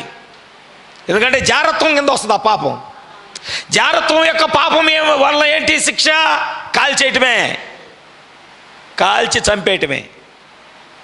యోసేపు అనుకున్నాడు, అమ్మో ఇంకేముంది, నా భార్య గర్భవతి, కాబోయే భార్య గర్భవతి అయింది కాబట్టి ఇప్పుడు ఆమెను చంపేస్తారు, కాబట్టి ఆమె రహస్యంగానే విడనాడితే మంచిది. కానీ పరలోకంలో నుంచి గబ్రియలు వచ్చి, నీ భార్య పరిశుద్ధురాలు, దేవుని వలన ఆమె గర్భం ధరించింది, నువ్వు వెళ్ళి ఆమెను చేర్చుకో. Praise the lord. అప్పుడు మరియను చేర్చుకున్నాడు. ఆమేన్. చూడండి ఈ పాపం ఎంత భయంకరమైందో. బతికొండగానే కాల్చి చంపే పాపం. ఆమెను బయటకు తీసుకొచ్చినప్పుడు ఆమె ఏం చేసిందో తెలుసా? ఎవరి వలన నువ్వు గర్భవతి అయ్యావని అడగక మునిపే ఉంగరము, దారము, కర్ర, నీ పాపం నిన్ను ఇక్కడ పట్టిస్తుంది. ఆమేన్, ఆమేన్. యోధ పాపము ఇనప గంటముతో రాయబడిందని ఊరికే చెప్పలా. ఇర్మియా వజ్రపు మనతో లిఖించబడిందని ఊరికే చెప్పలేదు. ఆమేన్. నీ హృదయం అనే పలక మీద అది రాయబడిందని చెప్పలా ఊరికే. నీ బలిపీఠం యొక్క కొమ్ముల మీద కూడా చెక్కబడింది యోధా నీ పాపము. ఏంటి రుజువు? ఉంగరం బయటకు వచ్చింది, తొగరు ఎర్రని దారం బయటకు వచ్చింది, రాజదండం బయటకు వచ్చింది. ఇవి ఎవరివి? ఎవరివి? ఇవి ఎవరివో అతని వలన ఆమె గర్భం ధరించింది. ఇప్పుడు యోధ తలకాయ ఎక్కడ పెట్టుకోవాలా? ఎక్కడ పెట్టుకోవాలా? నీ పాపము నిన్ను పట్టుకున్నప్పుడు, నీ పాపము నిన్ను పట్టించినప్పుడు నీ తల ఎక్కడ పెట్టుకుంటావు? అందుకే కదూ ఫరో భార్య యోసేపు యొక్క వస్త్రాన్ని లాగేసుకొని సాక్ష్యంగా నిలబెట్టుకుంది. యోసేపు నన్ను చెరపోయాడని చెప్తే మాట అంటాడు రాజు. యోసేపును బాగా నమ్మాడు ఫరో. కానీ ఏం చేసింది? రాజు నమ్మాలంటే ఈడిదేదైనా వస్త్రం నా దగ్గర ఉండాలి. ఆడు నా దగ్గరకు వచ్చాడు, ఆడు వస్త్రం నా దగ్గర ఇడిచిపెట్టాడు, నన్ను రేపు చేయబోయాడు అని చెప్పాలా? చూసారా సాక్ష్యము? నిన్ను పట్టించే పాపము యొక్క సాక్ష్యము. Praise the Lord. యోధ వాటిని గుర్తుపట్టి, నేను నా కుమారుడైన షేలాను ఆమెకి ఇయ్యలేదు గనుక ఆమె నాకంటే నీతిమంతురాలని చెప్పి మరి ఎప్పుడునూ ఆమె కూడలేదు. అంటే తన వంశాన్ని, యోధా వంశాన్ని నిలబెట్టడానికి, యోధా యొక్క కోరిక ఆ రీతిగా తీర్చటానికి తామారు తన మామతో పాపము చేయడానికి సిద్ధపడింది. అతడు ఏం ఆలోచన చేశాడంటే, ఈమె నాకంటే నీతిమంతురాలు. కానీ యోధా పాపం అక్కడ బయటపడిపోయింది. ఉంగరము, ఈ రింగ్ ఎక్కడిది? ఈ కర్ర ఎక్కడిది? ఈ దారం ఎక్కడిది? బయటపడిపోయింది. Praise the lord. Hallelujah, hallelujah. Right. అంటే ఈ పాపం ఎక్కడతో అయిపోవాలి? మనం మాట్లాడుకున్నామే, మీ డాడీలా చేస్తున్నారు వీరని. వస్తుందా? లైన్లోకి వస్తారు, వాళ్ళు కూడా వస్తారు ఇప్పుడు. రైట్. అతడు ఆమె చెయ్యి వెనకకు ఏమన్నా, ఆమె ప్రసవించినప్పుడు, జాగ్రత్తగా విందాం, ఆమె ప్రసవించుచున్నప్పుడు ఒకడు తన చెయ్యి బయటికి చాచాడు. జాగ్రత్తగా విందాం ఎక్కడి నుంచి స్టోరీ. ఆమెకు డెలివరీ అవుతుంది. అయితే లోపల ఇద్దరు ఉన్నారు, కవాలి పిల్లలు.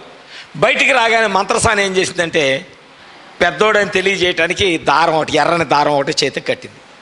ఈ లోపల బుడుక్కున్నాడు, చెయ్యి వెనక లాక్కున్నాడు, వెనకాల ఉన్నాడు, ముందు వచ్చాడు బయటికి. వాడిని తోసుకొని వచ్చేసాడంట. అతడు తన చెయ్యి వెనక్కి తీసుకున్నప్పుడు అతని సహోదరుడు బయటకు వచ్చాను. అప్పుడు ఆమె, నీవేళ భేదించుకొని వచ్చితివ నేను, అందుచేత అతనికి పెరసు అను పేరు పెట్టబడెను. తరువాత తన చేతిని తొగరగల అతని సహోదరుడు బయటకు వచ్చాను, అతనికి జరహు అని పేరు పెట్టాను. ఎవడి జరహు? ఎవడి జరహు? నేను ఇంకో స్టోరీ దగ్గరికి వెళ్ళాలి. ఆ స్టోరీ ఏంటో తెలుసా? ఈ చెప్పిన ముగిస్తా, ఎందుకంటే ఇంకా కావాలా చాలా ఉన్నాయి. ఇంకా ఇలాంటి సాక్ష్యాలు, నిన్ను పట్టించే పాపం యొక్క సాక్ష్యాలు చాలా ఉన్నాయి. ప్రార్థన చేయండి ఒక 3 నెలలు ఇదే నడవాలని. నేనైతే ప్రార్థన చేస్తున్నా. ప్రవక్త అన్నాడు, వర్తమానం వింటున్నావు కానీ వర్తమానంలాగా జీవించట్లా నువ్వు. హలో, వాక్యం వింటున్నావు కానీ వాక్యంలాగా జీవించట్లా. మనకు లేఖనాలు తెలుసు కానీ వర్తమానం తెలుసు కానీ వర్తమానంలాగా మన ప్రవర్తన లేదంట. ప్రవక్త చెప్పాడు. ముంచుకొచ్చుచున్న తుఫాన్ అనే వర్తమానంలో ఆయన మాట్లాడాడు. రైట్. ఇది ఇక్కడ మనం ఏ కాలంలో ఉన్నాం? ఇక్కడ ఆది కాండంలో ఉన్నాం. అవునా? ఇది ఆది కాండంలో సబ్జెక్టేనా? కానీ యెహోషువ కాలంలోకి వచ్చేసరికి మీరు ఇంటికాడ చదువుకోండి. 7వ అధ్యాయం. యుద్ధం వచ్చింది. యెహోషువ సైన్యాన్ని యుద్ధానికి పంపించాడు. పంపగానే 36 మంది చచ్చిపోయారు. యెహోషువకు అర్థం కాలేదు. అర్థం కాక, ఏంటి ప్రభా, మమ్మల్ని శత్రువులకు అప్పగించడానికే నువ్వు ఇక్కడి దాకా నడిపించింది అని అనగానే దేవుడు అన్నాడు, ఇశ్రాయేలీల్లో పాపము ప్రవేశించింది. వింటున్నారమ్మా బయట ఉన్నోళ్ళు? ముగించబోతున్నా. ఇశ్రాయేలీల్లో పాపము ప్రవేశించింది, వారి గుడారాల్లో పాపం ప్రవేశించింది అనగానే యెహోషువకు అర్థం కాల. ప్రభువా, అలాంటి వాళ్ళు ఎవరున్నారు? ప్రార్థన చేస్తున్నాడు. దేవుడు అన్నాడు, యెహోషువ నువ్వు ప్రార్థన చేయటం కాదు, గోత్రాల కర్తలందరిని పిలిపించాయి అన్నాడు. గోత్రాల కర్తలందరిని పిలిపించేసి ఏం చేశాడంటే చీటీలు వేసాడు. చీటీలు వేస్తే యోధా గోత్రానికి చెందిన జరహు కుమారుడైన, చదువుతాను ఆగండి ఒక్క నిమిషం. ఒక నిమిషం.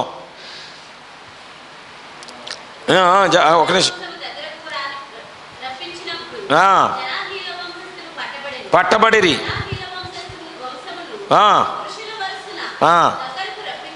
రప్పించినప్పుడు ఎవరు? అంటే జరహు కొడుకు జబ్ది, వాడు పట్టబడ్డాడు. అతను అతడి ఇంటి పురుషుల వరసన దగ్గరికి రప్పింపబడినప్పుడు యోధా గోత్రములోని జరాహు ముని మనవడు జబ్ది మనవడు కర్మి కుమారుడైన ఆకాను పట్టబడేను.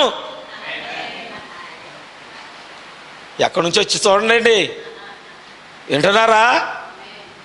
అదే చెప్పింది దేవుడు, అదే చెప్తున్నాడు. గేదెల్ని చేలో మేస్తే దూడగోలు చేలోనే మేస్తుంది. నువ్వు ద్రాక్ష తెచ్చేస్తే ద్రాక్షకాయ వచ్చింది, నిమ్మకాయ రాదు, బత్తాకాయ రాదు, పైనాపిల్ కాయలు ద్రాక్ష తెక్కి కాయవు. దేవుడు అదే చెప్తున్నాడు ఇక్కడ. యోధా చేసిన పాపము, తామారుతో కోడలతో చేసిన పాపం, కోడలతో యోధా చేసిన పాపం వల్ల వచ్చిన ఫలము ఇద్దరు సంతానం. ఆమేన్. రెండో వాడు జరహు, వాడి సంతానములో నుంచి వచ్చిన ముది మనవుడైన ఆకాను. దేవుడు శపించి దాన్ని తీసుకొచ్చి గుడారములో గొయ్యి తవ్వి పెడితే సమాజం మొత్తం మీదకి శాపం వచ్చిందంట. నేను అప్పుడప్పుడు అదే చెప్తా, సంఘంలో ఒకళ్ళు చేసే పాపం సంఘాన్ని చుట్టుకుంటుంది. నువ్వు ఒక్కదానివి ఒక్కడో చేసే పాపం సంఘాన్ని చుట్టుకుంటుంది. సంఘానికి జయం రాదు. ఎంత ప్రార్థన చేసినా, ఎంత కన్నీరు కార్చినా ఏంటి జయం రావట్లేదంటే ఆ పాపే కారణం. ఆ పాపే కారణం. ఆ ఒక్క కుటుంబాన్ని బట్టి, ఆ ఒక్క గోత్రాన్ని బట్టి ఇశ్రాయేలీలు 36,000 మంది చనిపోయారు. చనిపోతున్నారు యుద్ధంలో. దేవుడు అన్నాడు, అందరిని పిలువు. చీటీ వేస్తే యోధా గోత్రం మీదకి వచ్చింది. అందుకే యోధా పాపము ఇనప గంటముతో ప్రభువా ఆది కాండంలో చెప్పావు కదయ్యా, మళ్ళీ యెహోషువలో అది చెరగట్లేదు యోగా. నీ పాపము చెరుపుదామన్నా చెరగటలా, ఇనప గంటముతో రాయబడింది నీ పాపం. అర్థమవుతుందా? నీ దొంగతనం ఇనప గంటముతో రాయబడింది, నీ అబద్ధము ఇనప గంటముతో రాయబడింది, నీ వ్యభిచారము, నీ జారత్వము, నీ దొంగతనము, నీ అబద్ధాలు ఇనప గంటముతో రాయబడ్డాయి. వజ్రపు మొనతో లిఖించబడ్డాయి. ఏది ఆ వజ్రపు మొన? ఆ ఇనప గంటము నీ నాలుకే. నీ నాలుక త్వరగా రాయువాని కలము వలె ఉన్నది. ఎక్కడ రాయిస్తున్నది? నీ హృదయం అనే పలక మీద. అది త్వర త్వరగా. సామెతల్లో భక్తుడు చెప్పలేదా మాట? వజ్రపు మొన నీ నాలుక, ఇనప గంటము నీ నాలుక. హృదయం మీద నువ్వు ప్రార్థన చేయడానికి వెళ్ళినా అది ఇక్కడ చెక్కబడే ఉంది. నువ్వు బలిపీఠం దగ్గరికి వెళ్ళినా ఇక్కడ చెక్కబడే ఉంది. రుజువులు ఉన్నాయి అన్నాడు దేవుడు. నువ్వు అయ్యా నేనే రుజువు లేకుండా చేసుకున్నా, ఉన్నాయి అన్నాడు దేవుడు. నీ పాపం నిన్ను పట్టించడానికి రుజువులు చాలా ఉన్నాయి అన్నాడు దేవుడు. ఏం చేద్దాం మరి? ఇప్పుడు ఈ వాక్యం విన్న తర్వాత మనం ఏం చేద్దాం? నీ పాపానికి రుజువులు ఉన్నాయని దేవుడు చెప్తున్నాడు. వాళ్ళు బొంకారేమో, ఆకారం బొంకుంటాడు, లేదని. కానీ యెహోషువ అంటున్నాడు, చీటీ నీ మీద పడిందయ్యా. ఈరోజు ఈ చీటీ నీ మీద పడితే నువ్వు బొంకినా, నువ్వేం చేసినా దేవుని చిత్త ప్రకారం చీటీ నీ మీద పడింది. నువ్వు తప్పు చేస్తున్నావు, నువ్వు పాపం చేస్తున్నావు అని నీ పాపము నిమిత్తమై సంఘానికి అభివృద్ధి లేదు, సంఘము క్షేమాభివృద్ధి లేదు. వాక్యం వింటున్నా కానీ వాక్య ప్రకారము సంఘము లేదు. వర్తమానం వింటున్నారు, వర్తమానం ప్రకారం సంఘము లేదు. నేను మీ కొరకు వెల చెల్లించింది, మీ కొరకు రక్తం కార్చింది, మీ కొరకు ప్రాణం పెట్టింది నిత్యత్వంలోకి వెళ్తానికి కానీ మీ ఇష్టం వచ్చినట్లు జీవించడానికి కాదు అని దేవుడు ఈరోజు ఉదయం నీతో, మనందరితో దేవుడు మాట్లాడుతుంటే, నీ పాపం యొక్క రుజువు ఒకటి ఉన్నది అని దేవుడు చెప్తుంటే, ఇప్పుడు ఏం చేయాలి? నువ్వు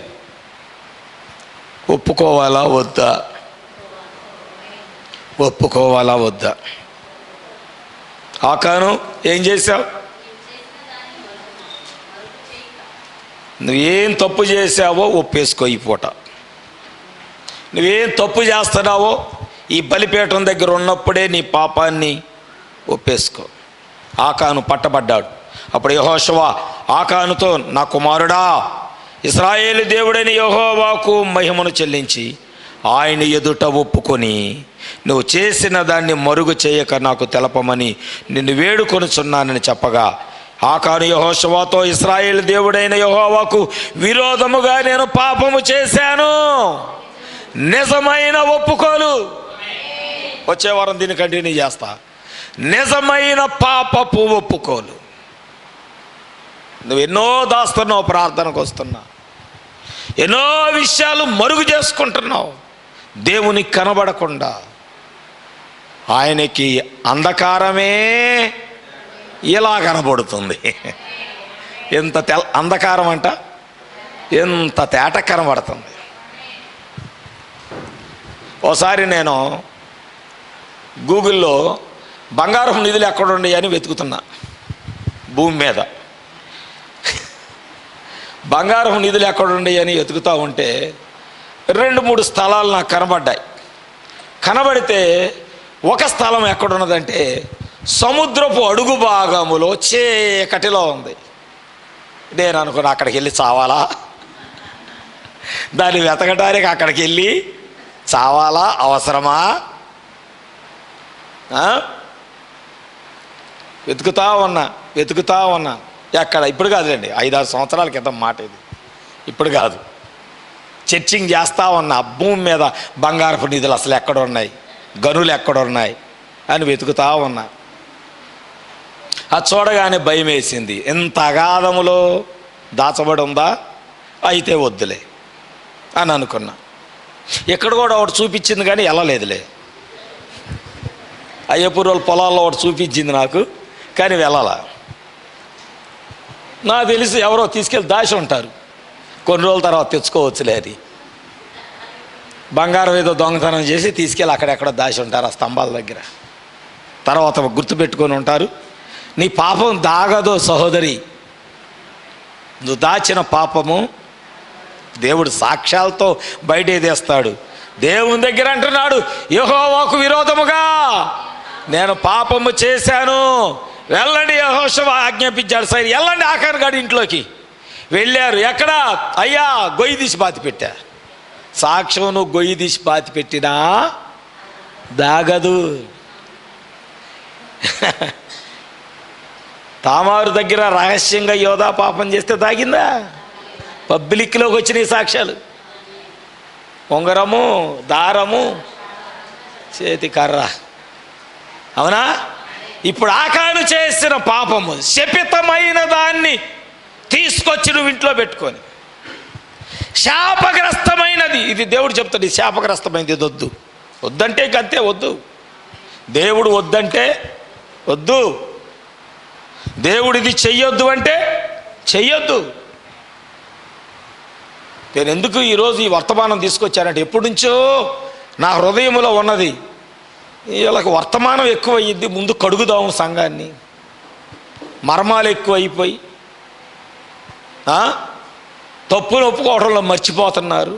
ప్రభు సంఘాన్ని సరిచేసి పశ్చాత్తాప హృదయం కలిగే వర్తమానం ఇవ్వు ప్రభు అని నేను ప్రార్థన చేశాను. యాక్చువల్గా పోయిన శుక్రవారం నేను చిరనందిగము చంటి వాక్యం చెప్పడానికి వచ్చాడు. లేట్ అయింది రావటం. నేను అప్పుడు తెరిచినప్పుడు అప్పుడు వచ్చింది నాకు ఈ వాక్యం. అక్కడ చంటి రాకపోతే ఈ వర్తమానం అక్కడ చెప్పేవాడినేమో. సిద్ధపరచుకున్నాను ఇక త్వరగా. అప్పుడు దేవుడు అన్నాడు, ఇది ఎక్కడ కాదు కందులపాడుకి అని. Praise the Lord. ఇది ఎక్కడ కాదు. ఇంకంతే. నిన్న నుంచి కుస్తీ పడుతున్నా, దేవుని దగ్గర ప్రార్థన చేస్తున్నా, ప్రభువుని అడుగుతున్నా, ప్రభువా మా సాక్ష్యాలు కూడా ఒకరోజు అట్టే బయటపడతాయి కదా. రుజువు లేదని నువ్వు అనుకుంటున్నావు, దేవుడు అంటున్నాడు రుజువు ఉంది అంటున్నాడు. సాక్ష్యం లేదు అని నువ్వు అంటున్నావు, సాక్ష్యం ఉంది అని దేవుడు అంటున్నాడు. ఎందుకంటే ఈరోజు చీటీ నీ మీద వేస్తున్నాడు. ఆ చీటీ ఈరోజు నీ మీద పడింది. ఆఖరు చెప్పుకుంటున్నాడు, దేవునికి వ్యతిరేకంగానే పాపము చేశాను, శాపగ్రస్తమైన దాన్ని తీసుకొచ్చి నేను నా ఇంట్లో పెట్టుకున్నానయ్యా. శపించబడిన దానిని తీసుకొచ్చి నా ఇంటిలో నేను భద్రపరుచుకున్నాను. అందుకే నీ ఇంటికి ఆ శాపం. నీ కుటుంబంలో దేవుని యొక్క వెలుగుకి స్థానము లేకపోవటానికి కారణం ఏంటంటే, శాపగ్రస్తమైన దాన్ని తీసుకొచ్చి ఇంట్లో పెట్టుకుంటున్నావు, ఒంటికి తగిలించుకుంటున్నావు, అన్నీ చేసుకుంటున్నావు. అయ్యే సాక్ష్యాలు. ఎవరు చెప్పక్కర్లా. సాక్ష్యాలు కనబడుతున్నాయి మన కళ్ళ ఎదుటే. అదే సాక్ష్యం అమ్మ, అదే సాక్ష్యం. జుట్టు కత్తిరించుకోవటం, లిప్స్టిక్లు వేసుకోవటం, ఐబ్రోస్కి ఏ శాపగ్రస్తమైనవి తగిలించుకొని వచ్చేస్తాం. గంగిరెద్దులాగా, యజ్బేల్లాగా అవన్నీ శాపగ్రస్తమైనవి కనబడుతున్నాయి. రుజువులు దేవుడు అన్న అయ్యే రుజువులు. నేను వద్దని చెప్పే కదా. కానీ నువ్వేమనుకున్నా ఏం కాదులే. చాలామందికి ఇదొక సులువైన మాట. ఏం కాదు, ఇది మంచిది కాదంటే ఏం కాదు.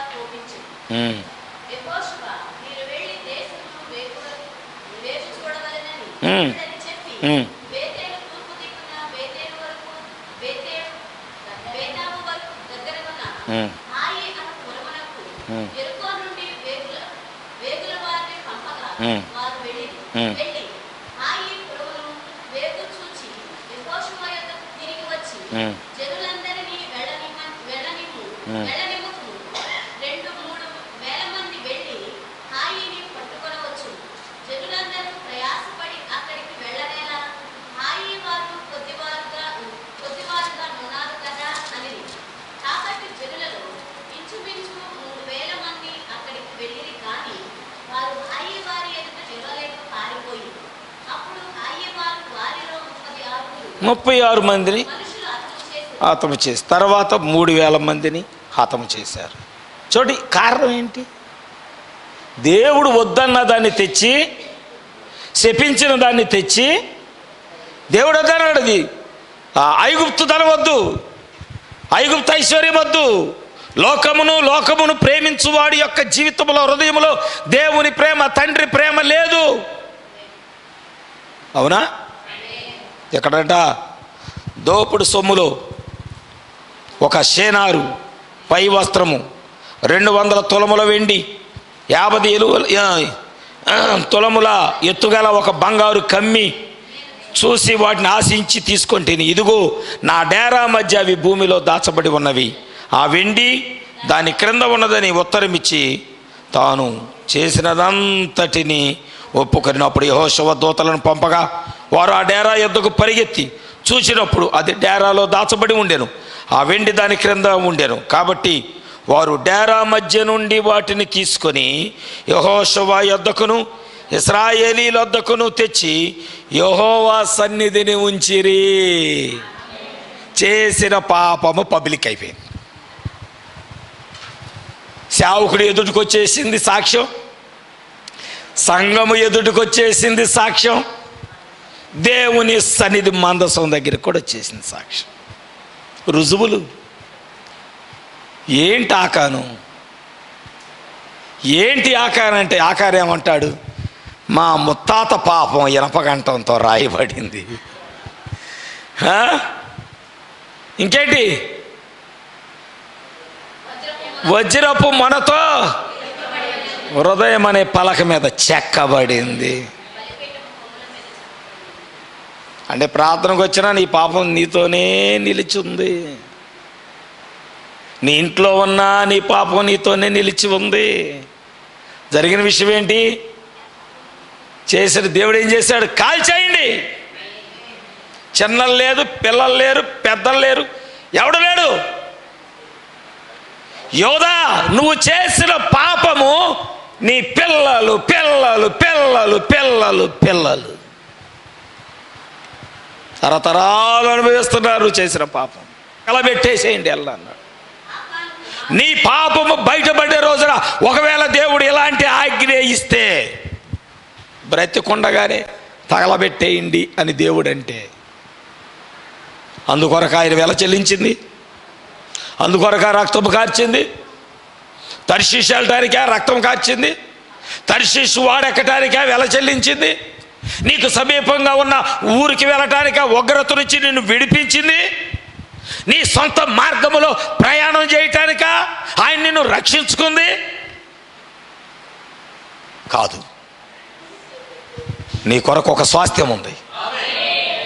నువ్వు యోర్దాను అవతలకు వెళ్ళి దాన్ని నువ్వు స్వాధీనపరుచుకోవాలని దేవుడు నీ కొరకు వేళ చెల్లిస్తే నువ్వేం చేస్తున్నావు? అన్నీ సర్దుకుంటున్నావు. ఇక్కడే. ఇవాళ సాయంత్రం నేను నందిగంలో గృహదర్శనానికి వెళ్దాం అనుకుంటున్నా. మరి ఎంతమంది వస్తారో నాకు తెలియదు. సంఘ పెద్దలు కానీ సువార్త చెప్పేవాళ్ళు కానీ 5 గంటలకు బయలుదేరతా. నేను అడగను మీరు రండి అని. బయటపడిద్ది. సులువైన మార్గం ఎన్నుకుంటారా, పనులు ఉండయండి ఎన్నుకుంటారా, దేవుని పని చేయటానికి ముందుకు వస్తారు. ఈరోజు వాక్యము నీకే ఈరోజు పరీక్ష పెడితే నువ్వు నిలబడ్డావా ధన్యుడివి, పారిపోయావా యోనాలాగా నీ జీవితంలో అసమాధానము, నెమ్మది లేని జీవితము. నీ పాపం నిన్ను పట్టుకుంటుంది, నీ పాపం నిన్ను పట్టుకుంటుంది, నీ పాపం నిన్ను పట్టేస్తుంది. ఊహించలా యోధా నేను రహస్యంగా చేసిన పాపం బయటకు వస్తుందని. ఆ పాపం యొక్క ఫలము ఆకాను చేసిన పాపము దాగిందా, అది కూడా బయటకు వచ్చేసింది. జాగ్రత్త. నువ్వు అనుకోవచ్చు నీ పాపము దాగి ఉన్నదని. నీ పాపం ఎప్పుడు దాచపడదు, ఒక రోజున బయటపడిద్ది, ఖచ్చితంగా బయటపడిద్ది. నువ్వు దాయాలన్నా దాయలేవు. అందుకే ప్రవక్త అన్నాడు, నువ్వు బ్రతికి ఉన్న దినములు దాయొచ్చు, తీర్పు దినాన దేవుడు దాన్ని మెల్లగా జేబులోంచి కచ్చిపు తీసినట్టు తెస్తాడంట. నాకేమో సంతోషం అనిపించింది. అబ్బా వాళ్ళ పాప మాట బయటపడతా ఉంటే, మనుషుల దగ్గర దాశారు, ఊర్లో దాశారు, కానీ ప్రభువా ఇక్కడ మెల్లగా జేబులోంచి కచ్చిపు తీసినట్టు మెల్లగా తీసి, ఇదిగో నీ వస్త్రము, ఇదిగో నీది, ఇదిగో ఆనవాలు, ఇదిగో రుజువు, కాల్చేయండి, వెళ్ళే తగలబెట్టండి.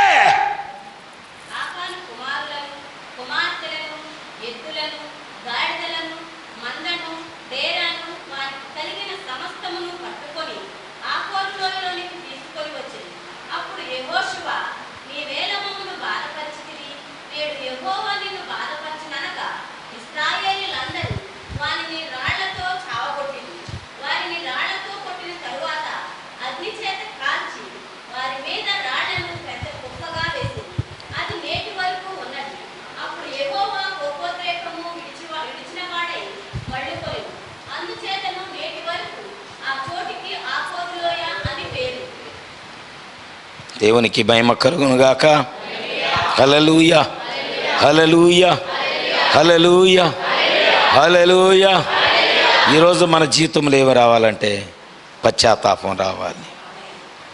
ఎలాంటి పశ్చాత్తాపం అంటే ఆకాను ఒప్పుకున్నట్లుగా.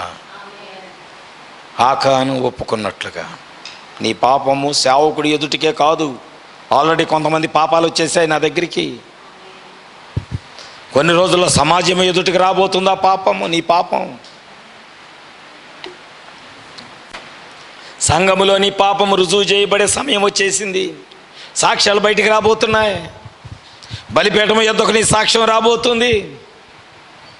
నువ్వేం చేయాలి? ఒప్పుకోవాలి, నేను పాపిని ప్రభువా, నేను పాపిని. మనందరము కూడా మోకాళ్ళ దండేద్దాం. మోకాళ్ళ దండేసి పశ్చాత్తాపముతో దేవుణ్ణి అడుగుదాం. దైవిక గూడారము నా దేవుని సన్నిధానము, వేదకి వచ్చితిమే తీరని మధురమదే. దైవిక గూడారము నా దేవుని సన్నిధానము, వేదకి వచ్చితిమే తీరని మధురమదే. మహిమా మహిమా మహోన్నత మారని ప్రియునికే. మహిమా మహిమా మహోన్నత మారని కలువరి శుభపీఠము, కారిపోవు ప్రభు రక్తము, కలువరి శుభపీఠము, కారిపోవు ప్రభు రక్తము. జీవించు పరిశుద్ధ జీవా బలిగాను సమర్పించుచున్నామయ్యా. జీవించు పరిశుద్ధ జీవా బలిగాను సమర్పించుచున్నామయ్యా.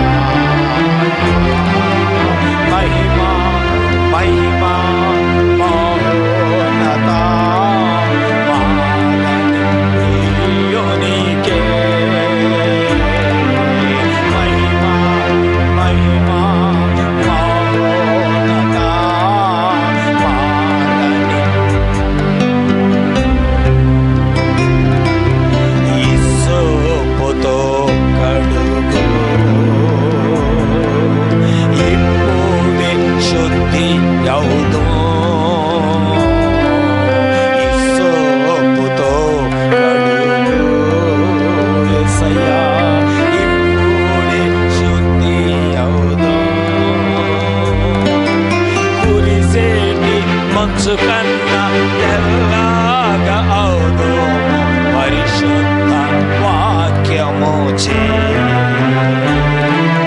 కురిసేటి మంచు కన్నా తెల్లగా అవుదు పరిశుద్ధ వాక్యము చే.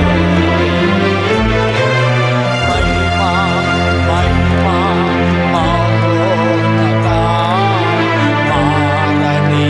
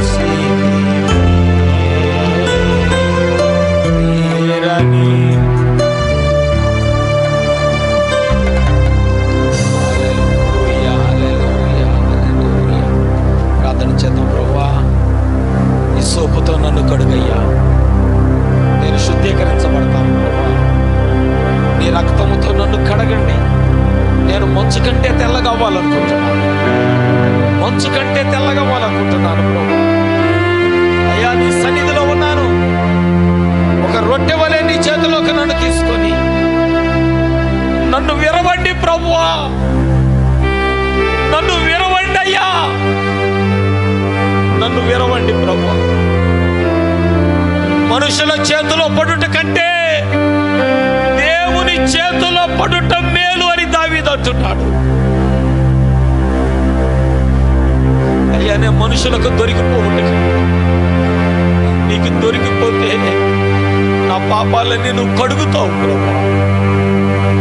నా కొరకు ఆల్రెడీ నువ్వు ఎలా చెల్లించి నా కొరకు రక్తాన్ని కార్చా, నా ప్రయాణానికి వెల చెల్లించి నేను ఎటు ప్రయాణమై వెళ్ళాలో నువ్వు ఎరిగి ఉన్న దేవుడవు నీవు. నన్ను ఎందుకు రక్షించుకున్నావో ఎరిగి ఉన్న దేవుడవు నీవు. కానీ ప్రభువా నేను నీ ఆలోచనకు వ్యతిరేకముగా నేను ప్రయాణం చేస్తున్నా. ఈరోజు నా పాపం బయటకు వచ్చింది, నా పాపం యొక్క సాక్ష్యాలు బయటకు వచ్చాయి. నా పాపం నన్ను పట్టించిందయ్యా. ఈరోజు నా యొక్క కనబడకూడదని దాచాను గొయ్యి తవ్వి, నీకు కనబడింది. ఇశ్రాయేలులో 11 గోత్రాల్లో ఎవరికి తెలియదు నా పాపం.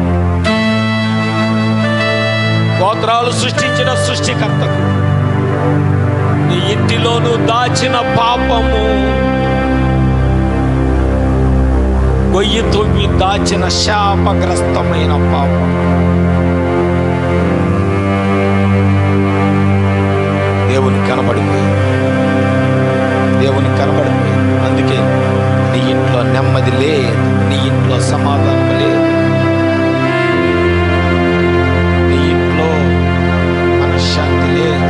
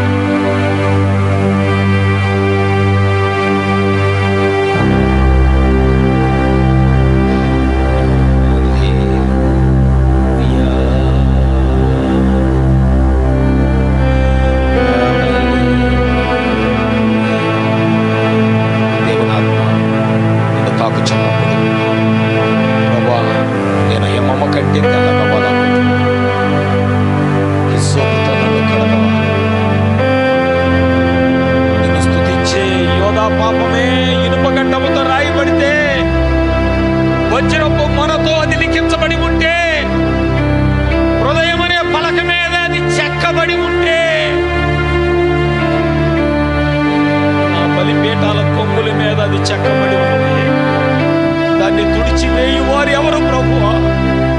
దాన్ని తొలగించువారు ఎవరయ్యా?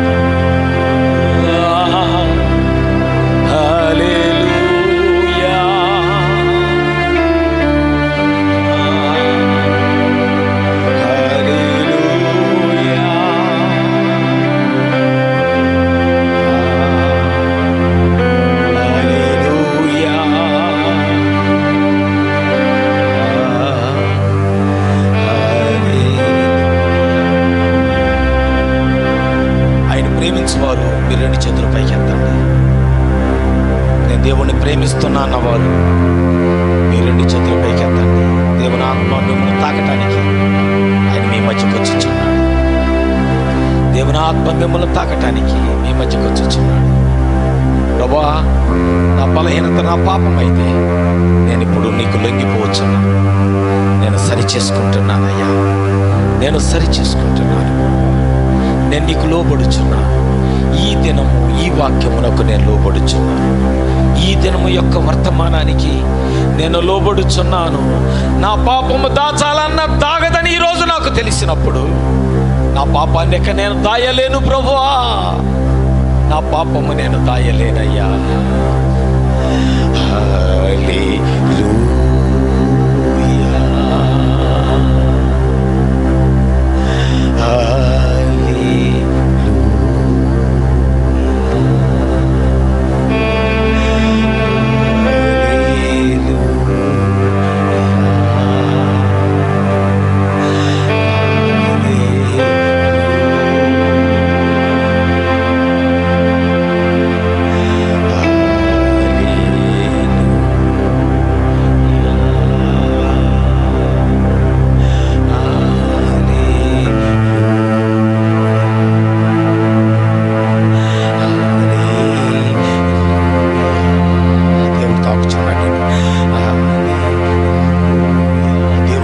చర్యను తాకటానికి హల్లెలూయా. పరిశుద్ధుడా, హల్లెలూయా. ఓ దేవా,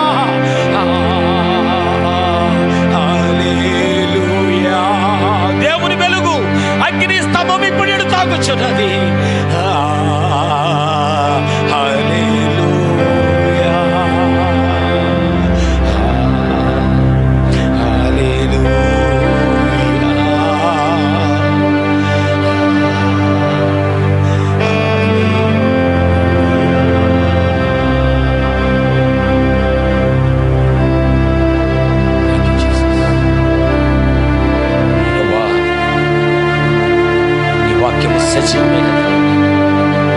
మూలుగుల్లోకి వెళ్ళింది, హృదయంలోకి వెళ్ళింది, తలంపుల్లోకి వెళ్ళింది, జీవితంలో కూడా వెళ్ళింది ప్రభు. ఇప్పుడు ఓ గొప్పవాడా, నా పాపము కనబడదు అనుకుంటే, మరుగయ్యింది అనుకుంటే, లేదు లేదు లేదు లేదు యోధా, ఇంకా నీ పాపము, దాచబడిన పాపము ఆకాను ద్వారా బయటపడతానే ఉన్నది యోధా.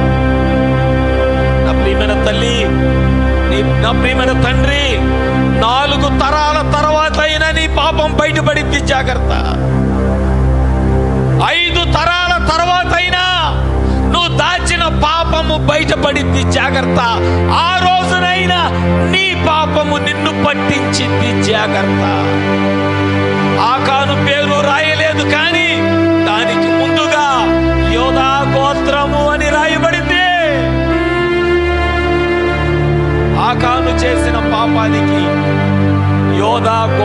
కానీ యోధా పేరు కూడా రాయబడింది.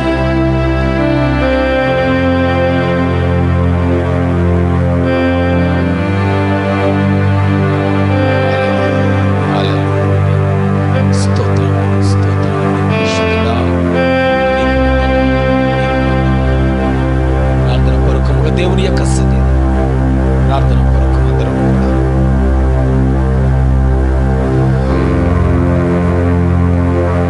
మన మధ్య యవనస్తుడు నరేష్ ఉన్నాడు. చివరి ప్రార్థన చేస్తుండగా మనందరము కూడా ప్రార్థనలో ఏకీభవించి నువ్వు నాతో మాట్లాడావయ్యా, నేను యోనావలే లోతువలే కాదు, కానీ పరిపూర్ణముగా నా పాపాన్ని ఒప్పుకునే స్వభావము ఆకాను నీ ఎదుట పాపాన్ని ఒప్పుకున్నట్లుగా ఆ మనస్సు నాకు ఇవ్వవా? ఖచ్చితంగా కృపగల దేవుడు మనకి సహాయం చేస్తాడు. ప్రార్థనలో ముందుకు